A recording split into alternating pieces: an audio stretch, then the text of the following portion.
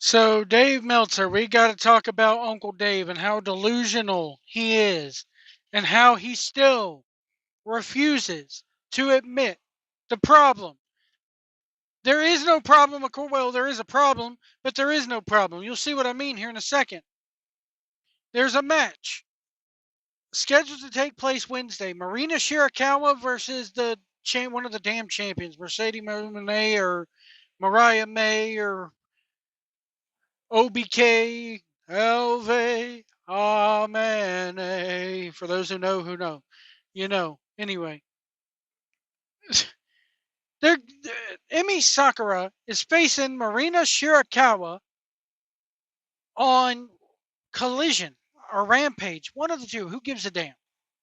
So logic says that because Marina Shirakawa, or whatever her, Marina Shirakawa, whatever, has a match for a title on Wednesday that she should win. But Dave's contention is because Emi Sakura is Shirakawa's senior, which I just got done watching the Dump Matsumoto documentary, so I know how they think. Because Sakura is Shirakawa's senior, then Sakura should go over. Meanwhile, Sakura has never won a match on AEW television, ever. She's won matches on Dark, but not AEW actual TV proper. So they're discussing, Brian Alvarez and old Uncle Dave are discussing why this is happening. And I want you to take a listen as to their reasoning behind all this. Listen to what Uncle Dave says. You know what the problem is? Is Mina Shirakawa and Emi Sakura. Yes. Okay. That's a big problem. The problem is that they're from Japan, right? And in Japan, it's like Emi Sakura is like someone that is kind of revered. So it's like she ain't going to go in there and disrespect a legend. Dave, So who's the booker here? Nobody's the booker. They just go out there. Well, that's a problem then. There's got to be somebody that says, hold on a second. This is not a 50-50 match today, okay? Yeah, well, that's true. There should be in this situation. But they usually leave it up to the talent, and it didn't surprise me at all because in Mina Shirakawa's eyes, it's like, I'm not going to, I have great respect for this woman. I ain't going to eat her up.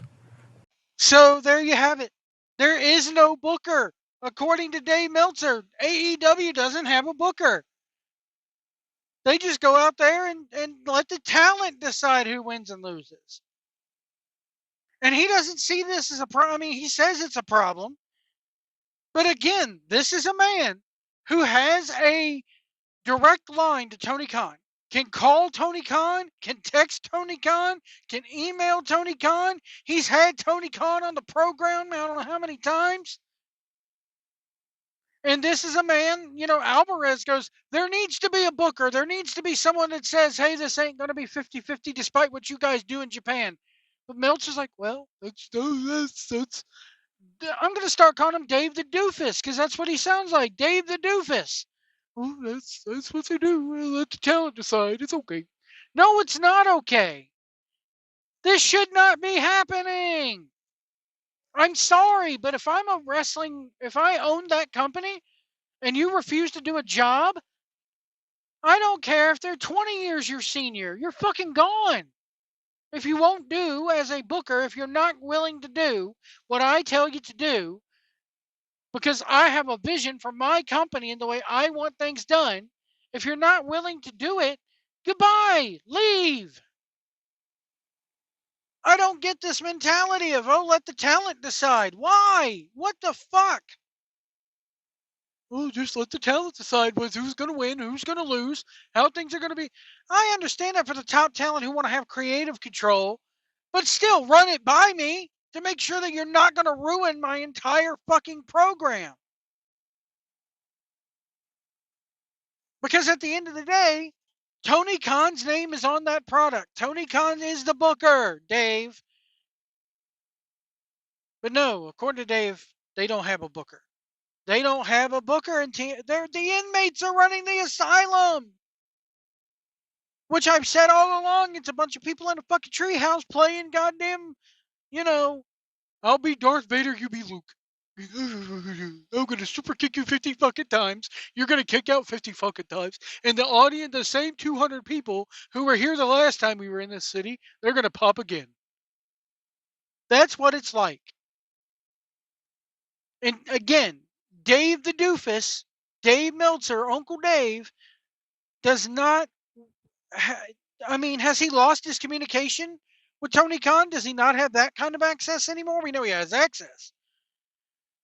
But next time they come to Seattle, you need to go in there and sit with the man and say, hey. Or the next time they come to San Jose, you need to sit down with this man and go, hey, you're fucking this up by letting the inmates run the asylum. You're royally screwing this up. Can't you see that? You need to be, and this is Tony Khan's problem. This is Tony Khan's problem.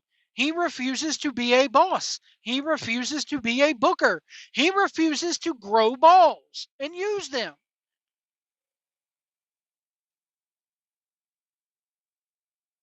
He'd rather have a disciplinary committee be consisting of Brian Danielson and a bunch of attorneys be the bad guy than him. Guess what, Tony? You put the disciplinary committee in place, so whatever they decide, it's on you at the end of the day. You're the bad guy, whether you like it or not. So act like it. Vince McMahon, for all his flaws, he told the Ultimate Warrior when he held him up for money, get the fuck out of my company. He also brought him back about 2-3 years later. But still, McMahon has enough nerve to look at somebody and go, get the fuck away from me. Get out of my company. You're ruining my vision. But no, we just, I don't want to be the bad guy. He wants to be the cool kid at the lunch table. No matter what. That's what Tony Khan wants to be. He does not want to be painted as a Vince McMahon, but at the same time, he is being painted as a Vince McMahon, just the wrong kind of Vince McMahon. Instead of the mid-90s Vince McMahon, for all his damn faults and personal virtue, whatever, he was having affairs on his wife then. Who cares? He wasn't shitting on people's heads that we know of. But he had the balls to, Vince was cool back in the late 90s. 2010s Vince, not so much. 2020s Vince, not so much. And guess what, Tony Khan? You are 2020s Vince. Just with no balls. That's what you are. From a booking standpoint, well, no booker. Just let the inmates run the asylum. Dance Monk, I'll just sit back and clap for you and wear your goofy hats and hug you awkwardly. It's okay. Let me know what you guys think in the comments below. Should Dave be using his line of communication? Because it's out there. He's said it before that he's the one that he's texted Tony Khan. He has a direct line of communication with the man. Why won't he tell Tony Khan what really needs to happen? That way, at least you could come on the air and go, look, I've told him. I've told the man, I don't know how many times, he needs to grow balls. He needs to be a boss. He needs to be a booker. He needs to do everything that a wrestling promoter should do in the correct ways, but he just will not do it because he wants to be cool. He wants a certain mystique and label about him. But yet he's tacking time on the Indicai's contracts for no reason instead of letting them go someplace where they'll be treated fairly. I'm not saying they'll be main event guys, but at least they'll be treated fairly. Tacking time on the Ricky Starr. He won't let the rats jump off the ship, folks. That's all it is to it. Let me know what you guys think about this in the comments below. The inmates are running the asylum. We'll see you down the road.